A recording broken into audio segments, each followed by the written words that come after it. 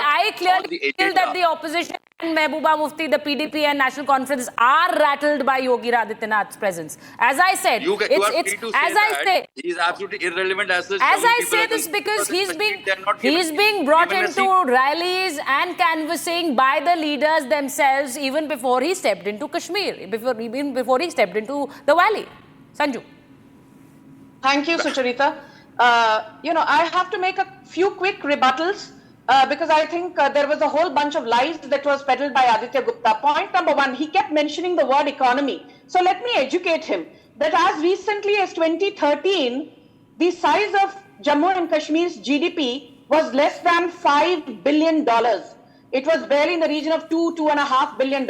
And today, the size of Jammu and Kashmir's economy is more than $7 billion plus. Point number one. Point number two, thanks to the abrogation of Article 370, you've seen stone pelting incidents come down by 100%. You've seen, lone wolf terror incidents come down by 69%. You've seen civilian casualties down by 82%, and casualties of armed personnel, that is down by 44%. And this is not data Sanju Verma is throwing off a hat. I'm quoting numbers which were given by Amit Shah a couple of weeks back to a leading media house. Point number three, today beat the Srinagar internal ring road, beat the Jammu Pathankot expressway, which is being made into a 6-lane state-of-the-art modern expressway, or for that matter, the Delhi-Katra Amritsar expressway. These are state-of-the-art infrastructure projects which are going to increase connectivity between Jammu Kashmir and other parts of India, mainstreaming and integrating Jammu Kashmir further,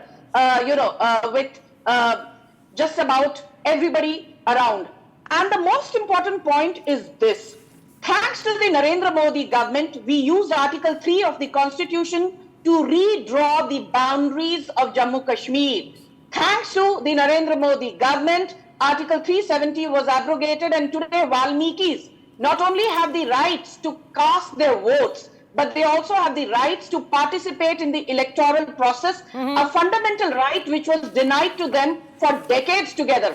Don't forget that Jammu Kashmir was the victim of a massive earthquake way back in 2005. Right. And then in 2010-11, you had massive floods. And each time the Abdullah family was seen missing in action. Whereas if you look at Prime Minister Narendra Modi, be it the Chenani Nashri tunnel, which was started in 2011 but was brought to fruition in 2017 by the Modi government, be it implementing recommendations of the 7th Pay Commission, be it ensuring that 800 archaic laws which are no longer relevant are no longer applicable in the areas of Jammu, Kashmir and Ladakh, or for that matter, giving Ladakh its first. No, but the PDP and NC and Congress very clearly, Sanju, saying that it's going to be a victory for them. It's not going to be. It's just for polarization that Yogi Adityanath has been got into these elections.